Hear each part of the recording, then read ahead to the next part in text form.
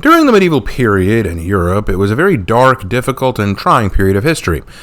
There is no question of that, and sad to say, it's been the subject of a lot of misconceptions and misinformation spread.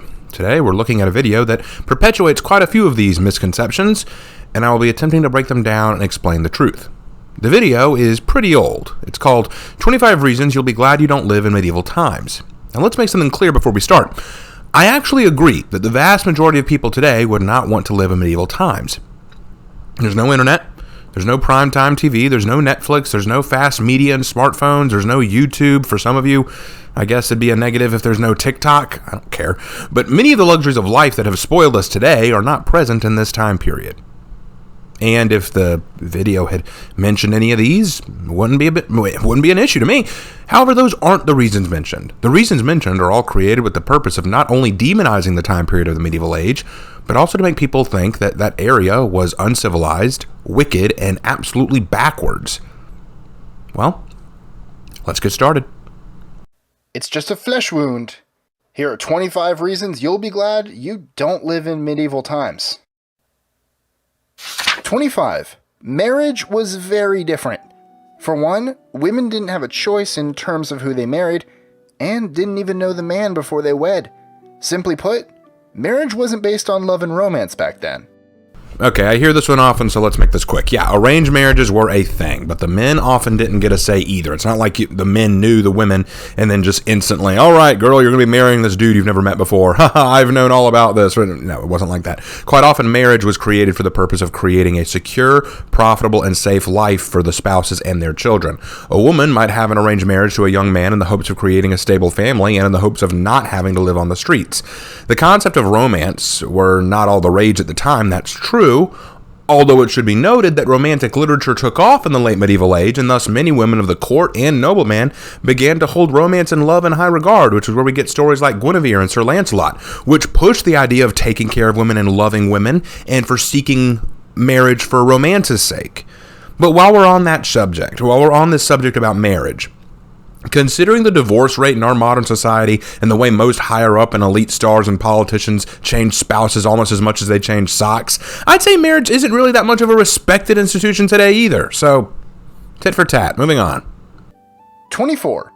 Even though rape was considered a crime, the particular laws governing sex were different when you were married. A wife could not legally refuse her husband's sexual demands, but a husband couldn't refuse his wife's advances either. The popular belief was that women were always longing for sex, and that it was bad for their health not to have it regularly. To make a long story short, women were seen as, and used, strictly for the purposes of sex, bearing and raising children, cooking, and cleaning. Let's jump into this. Unfortunately, he's right. Rape laws were not as harsh or enforced during the medieval times, and there are various reasons for that, such as informality of marriage ceremonies for the lower class, the division between clerical law and the law of the state, the different cultures, communities, and nations that made up the medieval world, having different standards and practices. It depended a lot on who was ruling the area, and the reality that only women of the upper class might have a legal voice to be heard in the judicial sense. There are lots of reasons why in certain parts of the medieval world, rape and sexual assault were not as big deals as they probably should have been, and definitely not as big a deal as they are today. But let's clarify a few points. What you mentioned, the common belief that women were just sex hungry, is a misunderstanding of clerical teachings. The church at that time believed that women were more naturally drawn to lustful desires, so it was taught to women from the church that they should work hard to restrain lustful desires. The church mostly taught that sex was for the purposes of reproduction and continuing of a family line. Sex was not for pleasure. Because of this, prostitutes and whores were seen as outcasts in society. They were not seen as the average women. If all women were just naturally sex hungry and sex crazed, they would all be treated like prostitutes. And then the idea that you bring up that they were just viewed for sexual gratification, cooking, and cleaning is an absolute myth. I did a video on this previously, but I'll bring it up again. I don't know where you're getting this from, man, but depending on the social class of the woman, a serf woman would be seen as an aid and helper to her husband. A nun would be seen as a sister of the church and would be abstinent, so they couldn't be used for sex. And a noble woman might have various duties to perform depending on the position of her father or husband, and depending on where her father or husband was. In fact, here's an interesting thought, coming back to the rape thing. Let's pretend for a moment that you have a lord, a knight, and he's whisked off to go to war, okay? And then you have a peasant woman or servant who was raped by another man in the town. Well, the wife is now the ruling body because the husband is away, and so they bring the situation of rape to the wife. What do you think she's going to do? Probably get some serious justice. It really depends on who's ruling, you know? And in the case where a woman is ruling in place of her husband, odds are pretty good the woman is going to sympathize with another woman. So there are lots of pieces of context here that are being omitted. The idea that women were just baby makers who cooked and cleaned sometimes is a very harsh overgeneralization. Moving on. 23. In the early Middle Ages, time was told in a way that would seem very strange to us. They divided the day into 7 hours of equal length. Because summer days are longer than winter ones, a winter hour was about 60 minutes, but a summer one was about 150. That is an interesting assessment, considering there was no such thing as a minute in the medieval world. See, the medieval world was trying to work off of the ancient Roman practice of dividing up the day into equal segments of 7 between sunrise and sunset. And because winter had shorter days than summer, they would adjust the length of the segments every equinox, midwinter, and midsummer. Minutes did not become a thing until the late 1500s, and clocks using minute hands would not be widespread until the 17th century. But putting all that into perspective, as strange as it is, I could get used to it in a few weeks, so it's not that big of a turnoff. Those last two you mentioned, even though they had problems on them, were much better arguments against living in the Middle Ages. 22. The penitentiary system wasn't as civilized and humane as the ones today in most parts of the Western world. If you ended up losing your freedom, hell was waiting for you. Jails were first dungeons in castles or castle towers like the Tower of London. Prisoners weren't fed, nor did they get water every day. And of course, there weren't any social activities or sunshine. Most were in shackles in their cells to prevent escape attempts, and many of them either died from starvation or disease. Okay, according to Guy Geltner, author of the book The Medieval Prison, A Social History, he says, quote, "Medieval prisons have a pretty bad reputation, even for a period that is, alas, synonymous with brutality and backwardness. However, what the records tell us is that medieval incarceration was a fairly tolerable experience in medieval and certainly in modern times. Much of this had to do with their size and physical central location and the inmates' access to the outside world, which helped them avoid or significantly reduce many physical and psychological pains of incarceration." End quote. Now, this isn't to say that it was a pleasant experience to be imprisoned. Food was scarce, and quite often the government in charge cared far more about feeding the law-abiding populace than those who broke the law. Those who were locked up could sometimes pay for their release if they had the money or if they were bailed out by a friend or family member, especially if they were in jail for debt, but this was not always common. But let's be very clear. Why would you want to make prisons pleasant? The point of a prison is to punish a wrongdoer. They are a deterrent for people so that they maintain and act according to the law.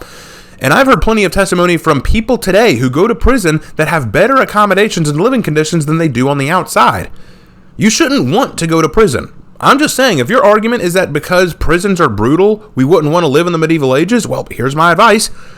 Don't do something that's going to put you in prison. Why would I want to try prison out, and why would I want prison to be a happy affair? Why would I want to say, here, come and check out our cool, awesome dungeons? Aren't they just wonderful? Lovely accommodations, and there's a pool out back. Then everyone's going to want to break the law. I'm not saying that they were humane or that they were the best place to be, but my other response is, why would you want them to be? You don't want to go to prison. But, moving on. 21. In most big cities, there was no pavement.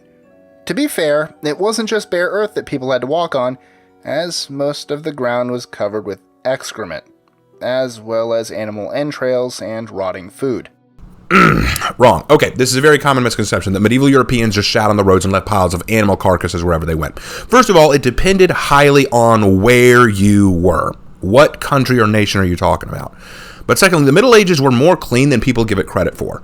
People didn't just leave defecations in the middle of the street as it was smelly and unclean. And even where this did happen, laws were quickly passed to put an end to it. Usually feces were deposited in a compost heap outside of town or in a dump. By the 13th century, there were plenty of laws in place to prevent people from leaving horse manure or their own leavings in public places, and people could be fined or levied for doing so. There were also muckrackers with the job of ensuring the streets were clean for use. The Middle Ages cared about hygiene, despite what pop culture would have you think. But it wasn't just poop either. People could be levied if the area around their home was surrounded by animal carcasses, waste, or trash. And there's even records of a man being beaten up by his neighbors because he left half-eaten fish outside of his window, and his neighbors had to pay part of the fine since some of that trash was near their home. See how seriously they take this shit? Pun definitely intended? 20. Most people only had one given name, like William. To help differentiate, most were known by their city of origin, so William became William of Nottingham. Another way for someone to differentiate himself was to add his attribute, and thus William became William the Butcher, for instance. Ooh, the irony is rich with this one. Okay, yes, in the early medieval ages, where serfs and peasants lived in secluded and small towns where everyone knew everyone, last names weren't essential. Everyone knew each other. But as towns grew larger and cities grew more populous and people began to get lost in the crowds, it was important to differentiate who was who. Thus, surnames started cropping up around the late 11th century. Mostly they were easy distinguishable names based on physical attributes such as Robert Black because of his black hair or Susan Red because of her red hair. Then there were occupational names like James Smith because his family were blacksmiths or Jackson Cobbler because his family were cobblers.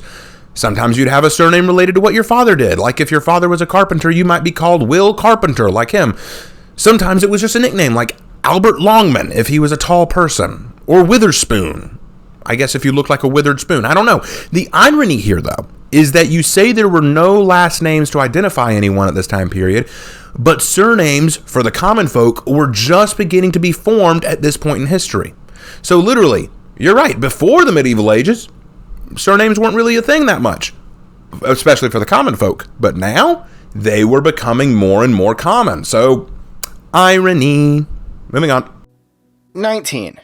Having mental issues was a real problem. Beatings were administered as punishment to the mentally ill who acted out for the disturbances their behavior caused, and as a means of teaching individuals out of their illnesses. Others who were considered dangerous were flogged out of town, thrown in jail, or executed for being possessed by the devil. Fun times! Let's talk about mental institutions back in the day. What did people do with mentally unstable people after the medieval ages? Well, after the Middle Ages, mentally unstable or unwell people were used for such things as freak shows and sometimes used to mock or ridicule them. They might be made to perform embarrassing tasks for the pleasure of others, and eventually, when mental care was becoming a thing, they were usually very poor accommodations and almost torture chambers. Think about Arkham Asylum from DC Universe. Arkham looks very much like what an early mental institute would be like. I'd rather take a beating from a priest thinking I'm a demon-possessed individual than a half-assed lobotomy from someone interested in how my brain functioned. But yes, okay, I'll grant you that the mentally unwell were very misunderstood by the common people during that time period, but most ancient civilizations didn't understand mental problems back then. You can say fun times all you want to add a bit of sarcastic wit to it, but we all know the Middle Ages weren't fun times. They weren't meant to be. Sorry that they didn't have the mental institutions that we have today in place for these people. Quite often, the only place that they could turn at that time was the church, and the church had plenty of its own problems to deal with, like keeping society spiritually grounded. But you're saying that the mentally ill weren't treated well. Honestly, I'm sorry to say, the mentally ill aren't treated very great today either. I've seen the living conditions for some of them. It's not pretty. Moving on. 18. Apparently, men considered long-toed shoes a fashionable thing for some odd reason. As a matter of fact, most nobles had to tie the ends to their leggings in order to show off their hot shoes, while crusaders had to cut off the tips in order to be able to run away from the enemy. Sure, okay. Well, thank you for portraying that nice little piece of bias against crusaders. Let's break this down. Long-toed shoes, also called krakows, were usually worn by the nobility and the upper class. They were signs of nobility and luxury and were often status symbols. Why? Because think about it, you're wearing these really long-toed shoes, you can't do any manual labor in them, so they were a sign of luxury. If you wear these shoes, it means you can prop your feet up and not have to worry about anything. And yes, they fell in and out of fashion quite frequently. But before you start judging medieval fashion trends, I challenge you to look at the fashion of the 50s, 60s, and 70s. We go through different fashion trends throughout our history. We always find new, bizarre ways of looking trendy and fashionable, so let's not judge their fashion sense. We have no room to judge. And as for the Crusaders, you're likely referring to the long-toed sabatons that were used in the 15th century on horseback. But the tips were removable when on foot. Now, they didn't remove these tips so they could run away from the enemy, as you stated, but because it's impossible to do any long, strenuous activity in them. A knight needs to be mobile, not wearing duck shoes. Don't project your personal biases on this. 17. The violence of the Middle Ages led to a primitive society lacking in elegance and refinement. Early medieval food was basic, and the ingredients were homegrown. The masses ate a lot of bread and poor quality meat that was rich in fat, while there was a serious lack of fruits and vegetables. Bread was very popular, as was grain. There were plenty of different kinds of meats, and what the heck do you mean no fruits or vegetables? There were plenty of both. In fact, historical accounts show that many fruits and vegetables were stewed or cooked first to prevent disease, and meats weren't all fatty. While fatty meat like suckling pig was savory, they were not picky about the meats that they got. You couldn't afford to be. As for etiquette and refinement, there is evidence that the medieval world had etiquette and refinement in even their eating. Before eating, it was customary to wash hands before eating, and it was expected to eat food with your hands, true, but to never touch food with your pinky finger. This is where you get the standard of pinkies up when dining. Ever seen that? If you ever watched SpongeBob, you know the pinkies up thing? The pinky was used to dip in spices and salts to add to the meat, so it was important that you never touch your food with your pinky. You only dip it into the spices and salts. You also weren't allowed to touch your face during the meal because it would leave food on your face, which was disgusting, and they didn't want to look disgusting. Some medieval dining halls used plates made of bread called trenchers, which would soak up the juices and gravy of the meal, and then those could either be eaten later or given to the poor to feed them if they hadn't had enough to eat. There were standards, there were rules, and there were forms of etiquette. For more on this, I'll link you to a Shadversity video where he goes into much more. 16. Medical diagnosis involved astrology and other wild theories that today would sound utterly crazy. For example, bloodletting was one of the most widely accepted and respected methods of treatment, since most physicians believe the body would get rid of every disease or illness if the bad blood was removed from the system. Yes, while it is true that bloodletting was a common practice, there were other practices in place that early doctors used. Some did involve astronomy, but others involved analyzing urine, fecal matter, and blood. Others involved studying human diagrams and charts, and others involved techniques for purifying the body through spiritual means. Sure, they aren't excellent forms of medical treatment, but what were you expecting? These are the Middle Ages. Medical research was still in its early stages. But even into the Renaissance and the Scientific Revolution, doctors still discussed bloodletting. And not about why it's bad, but talking about which side of the body was best to do it on. Even proposing leeches as possible means of purifying the blood in the body. The Middle Ages were not any more barbaric than the eras preceding or coming after them. 15. If you happen to be one of those who think men aren't so manly and tough nowadays, and you're allergic to the word metrosexual, you would have hated the way men dressed. In the early 1400s, all the fashionable young noblemen wore tights and corsets in a vain attempt to get the leanest possible waist. Yes, fashion was different back then. Contrast that to today, where I see a lot of young men walking around with their pants halfway down their ass while showing off their underwear to the world. Or young women who think piercing every visible body part so they have literally more things in common with a lightning rod. Fashion changes with the times and the standards of the day. Men wanted to look lean and fit back then, so they wore clothes to help sell that. At least they wanted to look respectable. I can't even explain what goes on in the minds of some people today. 14. The population was significantly lower. And when I say lower, I really mean it. To give you a better idea, London and Paris had no more than 40,000 residents each, while the world's largest cities at the time, such as Constantinople and Baghdad, each had about 1 million. What's your point? How is that a bad thing? And by the way, what are you talking about? When? Early Middle Ages? High Middle Ages? Late Middle Ages? Context, my dude, it matters. But more to the point, what is your point? I don't understand how this is bad. 13. From what we've learned, the average life expectancy for a male born in the UK between 1276 and 1300 was about 31 years. As for women, things were slightly better, since the average woman made it past childbearing age. Oh man, the reason this average is so low is because they had a very high infant mortality rate. If you were able to make it past childhood, odds were good you'd make it into your 60s and 70s. But you're just taking the average here. You're taking the massively high number of infant mortalities with those that live past this and making it sound like men and women only live up to their 30s. This is highly inaccurate. And for the record, this image you're showing, what is this chart of? This is a modern day chart and it has no bearing on what you're talking about. 12. Today, football, or soccer, might be the most popular sport in the world, but this wasn't always the case. Back then, it was not only illegal, but also a very violent sport, mixing the rules of modern football and rugby. Due to its violent nature, King Edward II banned it in 1314, stating, "There is great noise in the city caused by hustling over large balls. We forbid, on pain of imprisonment, such game to be used in the city in the future."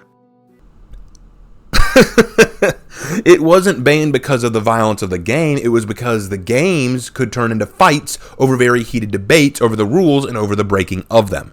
The sport was popular back in the 14th century, and many towns would erupt into brawls and fights over the games themselves. Since this was bad for trade, Edward banned the sport in the same way a father will take away his children's toys when they start fighting with them. Listen to the phrasing of that quote. "There is great noise in the city over great hustling over large balls." He does not mention the brutality of the sport, only that there are disturbances in the city regarding it. So in conclusion, medieval sports fans are just as wild and crazy as they are today. Not much different. 11.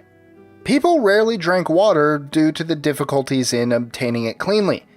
It was also believed to be bad for digestion, and because of this, people consumed large portions of wine, beer, cider, ale, etc., so being wasted or drunk in England was the norm.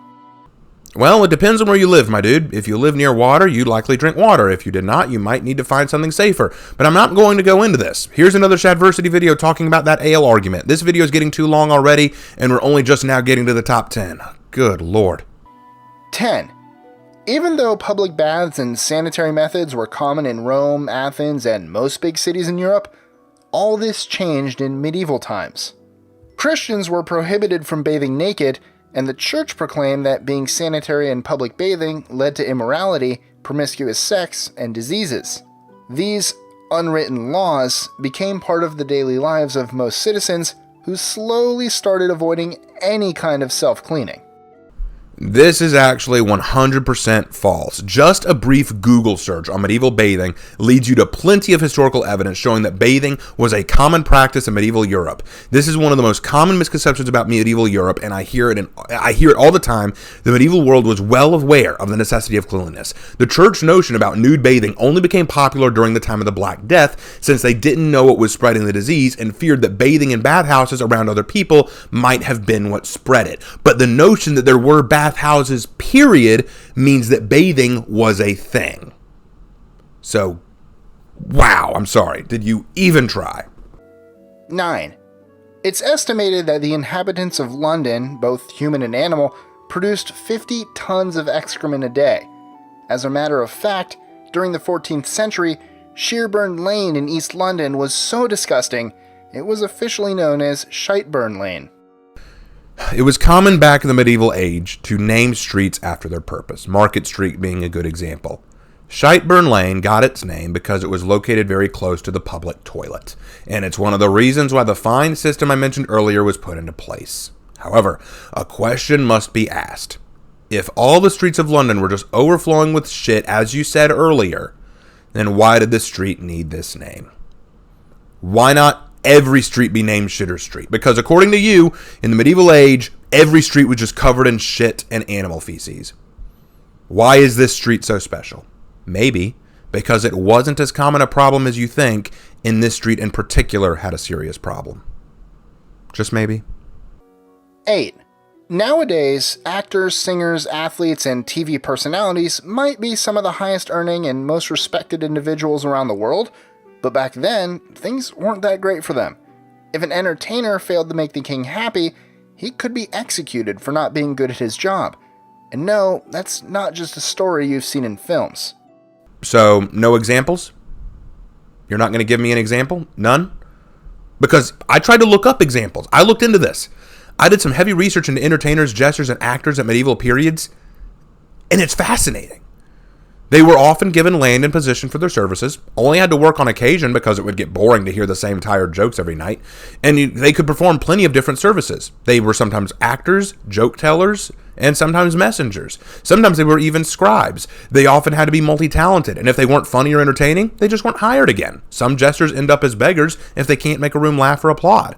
Some jesters or entertainers came with their lords to battle to act as messengers and storytellers to inspire the men.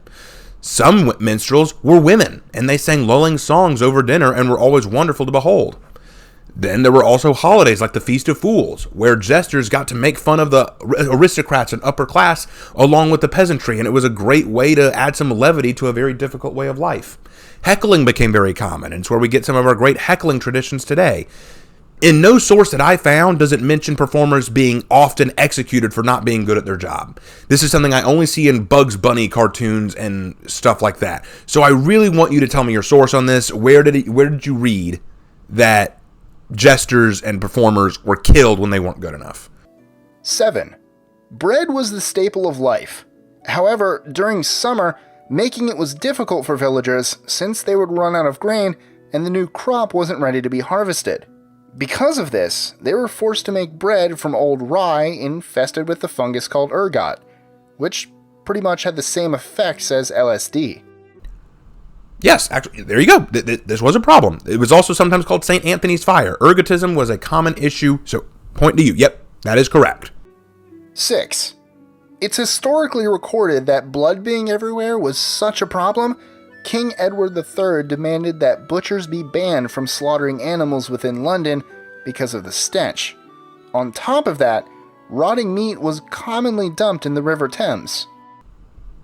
Okay, but why is that, my friend? Didn't you say earlier that the roads were just covered in smelly animal shit and animal intestines just all over the place? Didn't you say that was just common back then and no one really cared? They just kind of walked around that way. Why did King Edward want these butchers to get out of the city if he didn't care about cleanliness, if cleanliness was something that the medieval age didn't care about? And keep in mind, this was back in the 14th century, so we're only about halfway through the medieval age when King Edward was doing all this. So if they just didn't care, why bring this up? Are you saying that there was a standard of cleanliness that some didn't adhere to, so the government had to step in to fix it? Gosh, it's almost like the medieval age did understand basic hygiene, and it was only a few folks in small towns that need a lesson in it. Look, here's the thing about hygiene in the medieval age. It was not as good as what we have today, granted. But to pretend that they just lay around in their own crap and that they didn't care about it is false. The fact that they had no sense of etiquette or refinement is false. They did. This is all overgeneralizations. 5. According to historical accounts, the Black Death killed about half of Europe's population in just 3 years, which means that if you lived in medieval Europe around the 1340s, you had a 50% chance of dying from it. Well, two things here. Number one, first, it depends on where you lived, whether or not you were 50% likely to die from it. But number two, even if that is true and you were 50% likely to die from it, kind of puts this whole corona thing we got going on into perspective now, doesn't it? 4. The vast majority of people didn't know what good manners were. Most of them used profanity regularly, considered kindness a bad thing, and had horrible table manners. It was considered cool to burp out loud while dining and throw bones and scraps on the floor. Oh my God. I feel like you're just repeating yourself at this point. I feel like we've already addressed this point. So here's a Shadversity video to watch on that. You'll like it. It's a good video. I highly recommend it. I don't need to say anything here, but I will say this. They did have etiquette.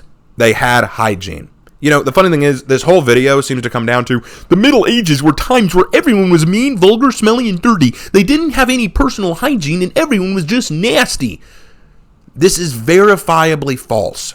It is true that our form of hygiene and etiquette today is better than what they had, but to pretend they had none is false.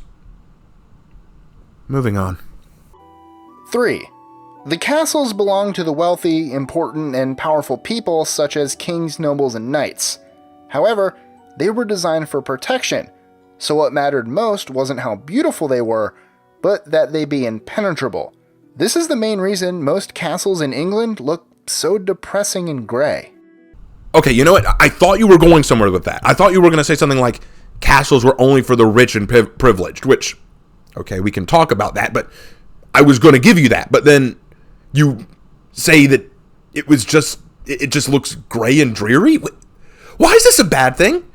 Castles are meant to protect you. I'd rather my home, meant to protect me, keep me safe, than look nice. And you think it's depressing? I think it looks noble and majestic.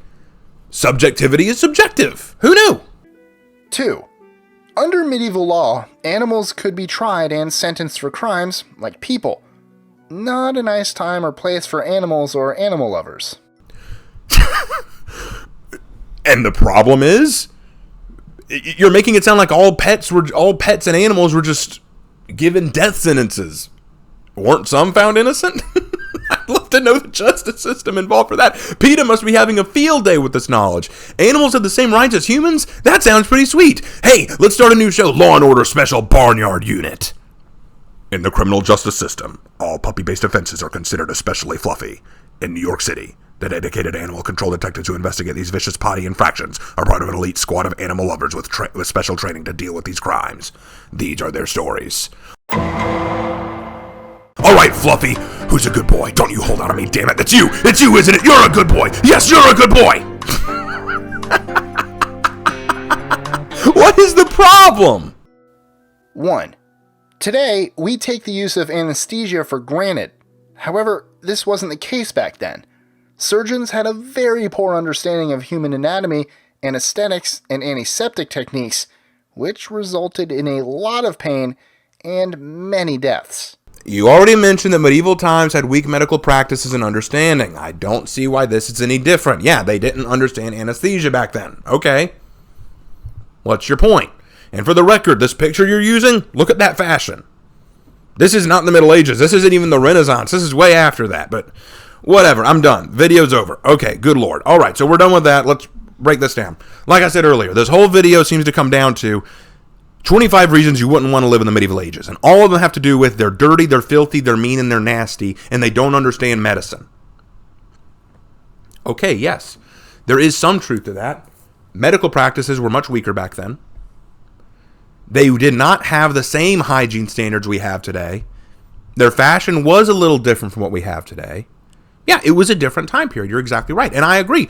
I don't think that many of us would want to live in that time period. It's a very difficult time period. But let's consider this for a moment. The time period of the medieval age was harsh, difficult, and strenuous. And many of us who live today, who have ancestors from Europe, can thank our European ancestors for making it through that time period to allow us to live in the luxury we do today. Stop and think about that for a minute. The Middle Ages helped set the groundwork for what was to come later. We have our own survival, our own hygiene, some of our own standards of living because of the harshness that our ancestors had to go through in Europe. Now, all of this presented, most of it is either over-exaggerated, overgeneralized, or just untrue. But even understanding how difficult it was back then, I'm not saying I'd want to live back then. I'm not saying I would. But what I am saying is, let's treat it with the fairness that it deserves and respect those who lived at that time period for being able to live through it and allow us to have what we do today. And honestly, sometimes when I look at the world as it is today and the way people live, act, dress, and behave around each other, I sometimes wonder if it wouldn't be better to live in the medieval age. Because you know what? At least I understood part of that. At least I could understand some of the aspects of it. But whatever the case, thank you guys for watching. Hope you enjoyed the video. Please subscribe if you haven't already. Really helps the channel. Leave a like if you enjoyed this video. Drop a comment down below. I always read the comments, even if I don't always respond. And I will see you in my next video. Take care.